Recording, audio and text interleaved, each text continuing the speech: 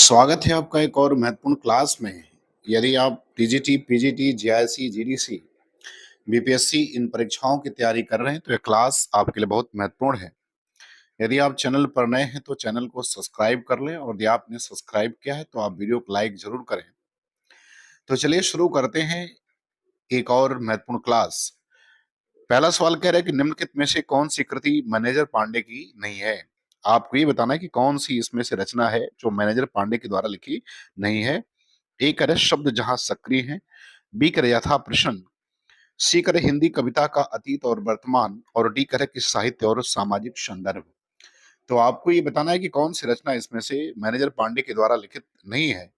तो जो इनके द्वारा लिखित रचना नहीं है वो विकल्प डी जो है आपका सही हो जाएगा। साहित्य और सामाजिक संदर्भ इनके द्वारा लिखा नहीं है बल्कि ये शिव कुमार मिश्र के द्वारा लिखी गई रचना है।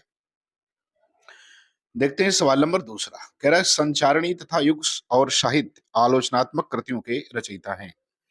आपको ये बताना है कि संचारणी तथा युग और साहित्य इन आलोचनात्मक कृतियों के रचयिता कौन हैं। ए नंद दुलारे वाजपेयी, बी शांति प्रिय द्विवेदी, सी डॉक्टर नगेंद्र और डी हजारी प्रसाद द्विवेदी। तो आपको ये बताना है कि संचारणी तथा युग और साहित्य कृतियों के लेखक कौन हैं। तो ये शांति प्रिय द्विवेदी की कृतियां हैं। विकल्प बी उत्तर इसका सही हो जाएगा। सवाल नंबर तीसरा करें कि नींद क्यों रात भर नहीं आती एकांकी संकलन के रचनाकार हैं। नींद क्यों रात भर नहीं आती ये एकांकी संकलन है, उसके रचनाकार कौन है। ए सेठ गोविंद दास, बी शंकर शेष, सी सुरेंद्र वर्मा और डी विनोद रस्तोगी। तो आपको ये बताना है कि ये जो एकांकी संकलन है ये किसका है। तो ये एकांकी संकलन जो है वो सुरेंद्र वर्मा का है। विकल्प सी जो है उत्तर आपका तीसरे का सही हो जाएगा। अब देखते हैं सवाल नंबर चौथा। सवाल नंबर चौथा करें कि निम्न में से कौन सा कहानी संग्रह नरेंद्र नागदेव रचित नहीं है। तो चौथे में आपको ये बताना है कि इनमें से कौन सा कहानी संग्रह जो है वो नरेंद्र नागदेव के द्वारा रचित नहीं है। ए वापसी के नाखून, बी मैंने कुछ नहीं देखा, सी उसी नाव में सैलानी और डी कह रहे तमाशा बीन। तो आपको ये बताना है कि इसमें कौन सी कृति है जो नरेंद्र नागदेव की नहीं है, अर्थात ये कहानी संग्रह है तो कौन सा इसमें से नगेंद्र नरेंद्र नागदेव का नहीं है। तो चौथे का अगर उत्तर देखा जाए तो चौथे का उत्तर हो जाएगा आपका विकल्प बी जो है। इसमें ये नरेंद्र नागदेव का नहीं है बल्कि ये नवनीत मिश्र के द्वारा लिखा गया एक लघु कथा संग्रह है। पांचवा सवाल कह रहे कि काठ का सपना तथा सतह से उठता हुआ आदमी किस कहानीकार के चर्चित संकलन है। काठ का सपना, सतह से उठता हुआ आदमी किस कहानीकार के चर्चित संकलन है। ए राजेंद्र यादव, बी मुक्तिबोध, सी भीष्म शाहनी और डी भैरव प्रसाद मिश्र। तो आपको ये बताना है कि ये जो दोनों कहानी संकलन है ये किसके द्वारा लिखे गए हैं ये आपको बताना है। तो ये दोनों कहानी संकलन जो है वो मुक्तिबोध के हैं। विकल्प बी जो है उत्तर आपका पांचवें का सही हो जाएगा। आते हैं सवाल नंबर छठवां। छठवां कह रहे कि निम्न विकल्पों में से असंगत विकल्प का चयन करिए। तो आपको इसमें से जो असंगत विकल्प है उसका आपको क्या करना है, चयन करना है। ए कह रहा है कि 1910-15 का समय हिंदी कहानी का आरंभिक युग है। बी कह रहे कि 1909 ईस्वी में काशी से इंदु पत्रिका का प्रकाशन प्रारंभ हुआ। सी करे इंदु पत्रिका के माध्यम से ही प्रसाद का कहानी साहित्य में प्रवेश प्रारंभ होता है।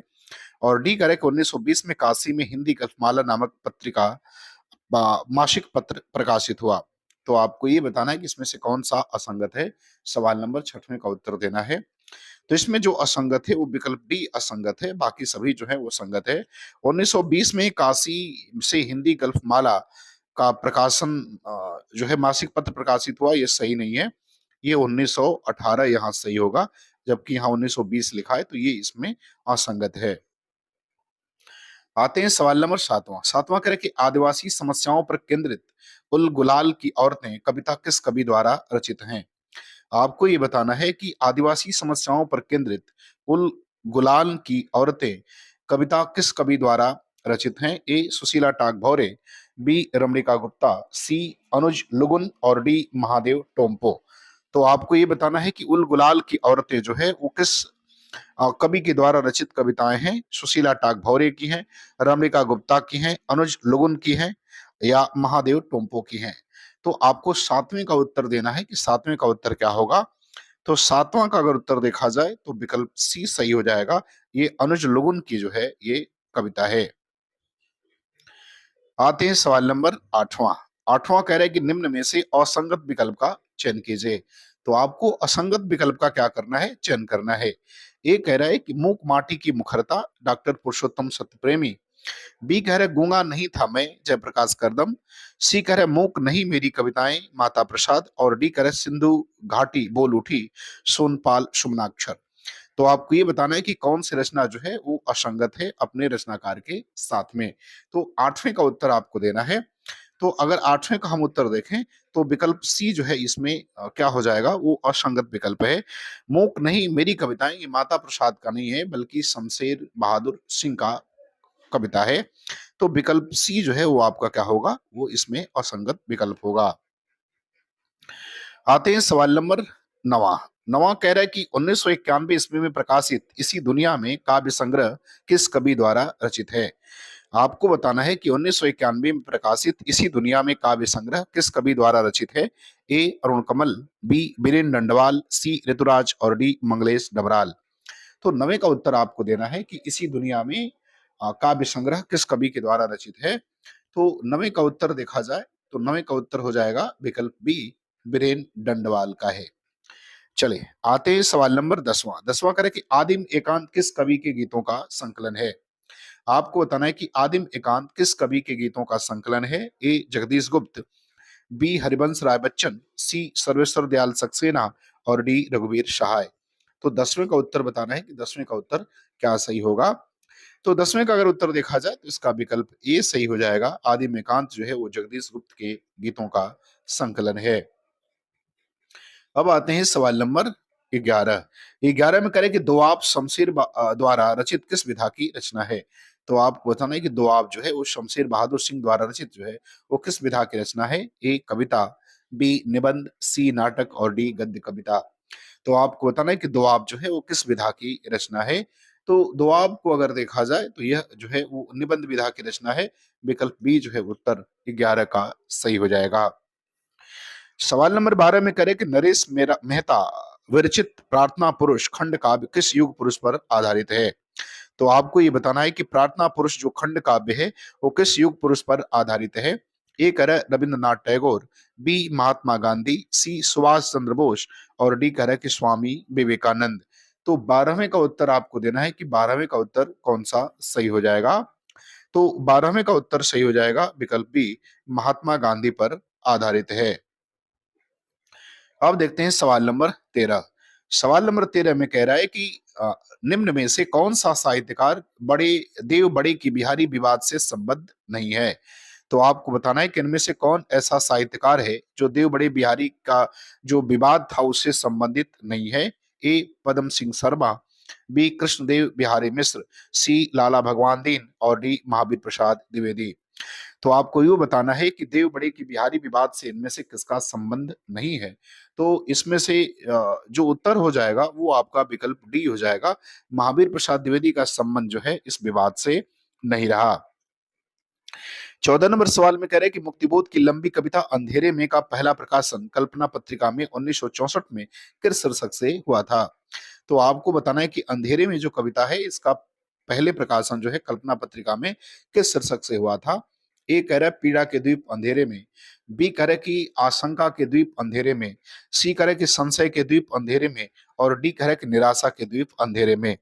तो आपको बताना है कि एक कविता जो है वो पहले कल्पना पत्रिका में 1964 में प्रकाशित हुई थी, लेकिन किस नाम से? तो इसका विकल्प बी जो है उत्तर आपका सही हो जाएगा। आशंका के द्वीप अंधेरे में।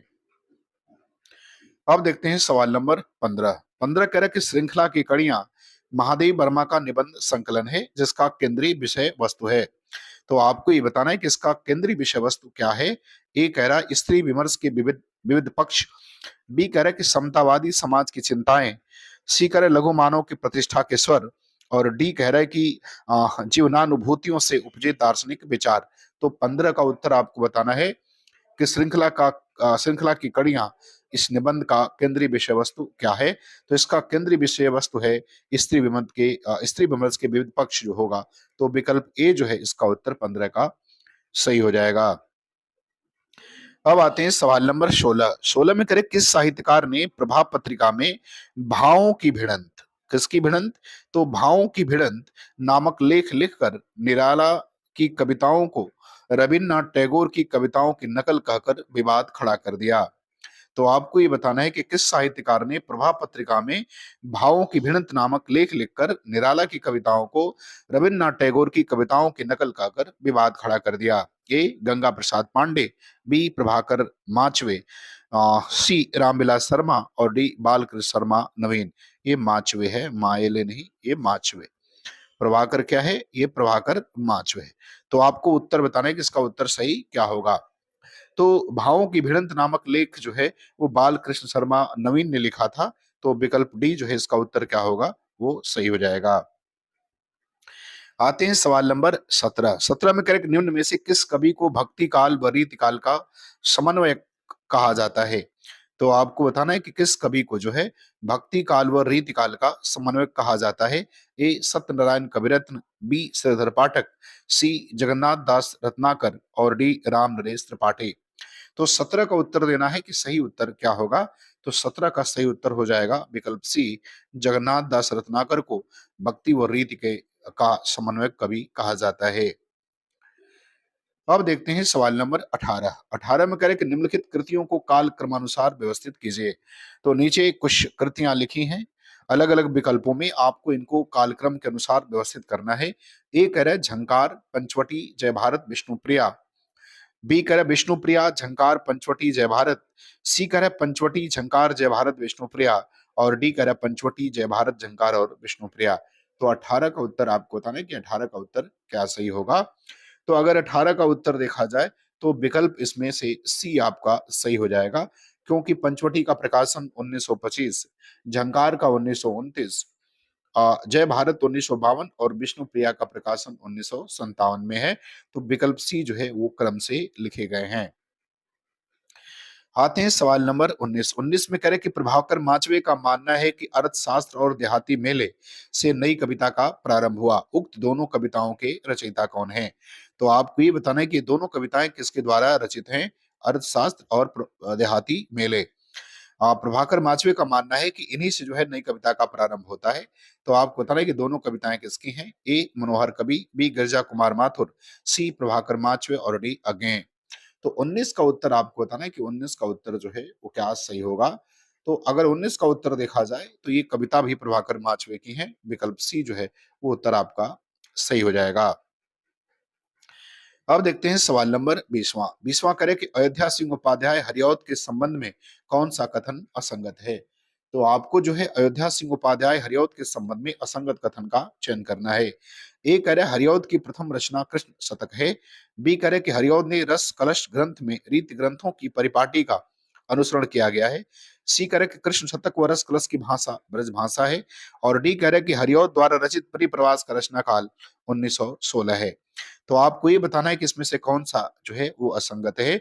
तो जो असंगत है वो विकल्प डी है, वो असंगत 16 में नहीं, इसका प्रकाशन 1914 में हुआ था। अब आते हैं सवाल नंबर 21। 21 में कह रहा है कि स्वयंभुवी किस विभक्ति का रूप है। आपको ये बताना है आपको कि स्वयंभुवी का जो है वो किस विभक्ति का रूप है। ए तृतीया स्वयंभुवी है, ये बिंदी होगी इसके ऊपर ना। स्वयंभुवी जो है किस विभक्ति का रूप है। ए तृतीया, बी चतुर्थी, सी षष्ठी और डी सप्तमी। तो आपको बताना है कि ये किसका जो है वो रूप है। 21 का उत्तर आपको देना है। तो स्वयंभुवी जो है वो सप्तमी विभक्ति का रूप है। अगर हम स्वयंभू का रूप पढ़ेंगे तो सप्तमी विभक्ति एक वचन का रूप होगा। तो सप्तमी विभक्ति जो है इसका उत्तर सही हो जाएगा। 22वां सवाल कह रहा है कि बालकाय मोदकम रोचते वाक्य में बालकाय में आपको बताना है कौन सी विभक्ति है। बालकाय मोदकम रोचते, इसमें बालकाय में विभक्ति आपको बतानी है। ए कह रहा है द्वितीय विभक्ति में है, बी तृतीय विभक्ति में, सी चतुर्थी विभक्ति में और डी कह रहा है पंचमी विभक्ति में। तो 22 का उत्तर बताना है आपको कि 22 का उत्तर कौन सा सही हो जाएगा। तो 22 का अगर उत्तर हम देखें तो 22 का विकल्प सी जो है वो सही हो जाएगा, चतुर्थी विभक्ति में। सवाल नंबर 23 में देखते हैं क्या कह रहा है। कह रहा है कि क्या पूजा क्या अर्चन रे उस असीम का सुंदर मंदिर मेरा लघुतम जीवन रे। यह पंक्ति किस रचनाकार की है? तो आपको बताना है कि इसको किसने लिखा है। ये पंक्ति जो है किसके द्वारा लिखित है? ए शकुंत माथुर, बी महादेवी वर्मा, सी जयशंकर प्रसाद और डी निराला। तो 23 में आपको बताना है कि ये पंक्ति किसके द्वारा लिखित है। तो ये पंक्ति जो है वो महादेवी वर्मा की है। विकल्प बी जो है उत्तर इसका सही हो जाएगा। अब आते हैं सवाल नंबर 24। 24 में कह रहे कि रात सपने में किसका काव्य संग्रह है? तो 24 में आपको ये बताना है कि रात सपने में किसका काव्य संग्रह है। ए जगदीश गुप्त, बी विष्णु खरे, सी रामदरस मिश्र और डी दुष्यंत कुमार। तो आपको बताना है कि रात सपने में किसका काव्य संग्रह है। तो रात सपने में जो है वो रामदरस मिश्र का काव्य संग्रह है और इसका प्रकाशन जो है वो 2017 में हुआ था। चलिए बात करते हैं सवाल नंबर 25। 25 में करेक्ट निम्नलिखित में से शीलता और अश्लीलता के प्रश्न को उठाने वाला नाटक है। तो आपको बताना है कि शीलता और अश्लीलता के प्रश्न को उठाने वाला इनमें से कौन सा नाटक है। ए द्रौपदी, बी आठवां सर्ग, सी सेतबंद और डी कैद ए हयात। तो आपको बताना है कि किस नाटक में शीलता और अश्लीलता के प्रश्न को उठाया गया है। तो इसका विकल्प बी जो है वो सही हो जाएगा। आठवां सर्ग में उठाया गया है और ये सुरेंद्र वर्मा के द्वारा लिखित नाटक है। तो मुझे उम्मीद है कि वीडियो आपको पसंद आएगी, आपको अच्छा लगे तो आप चैनल को सब्सक्राइब जरूर करें। पूरा वीडियो देखने के लिए आपका बहुत बहुत धन्यवाद।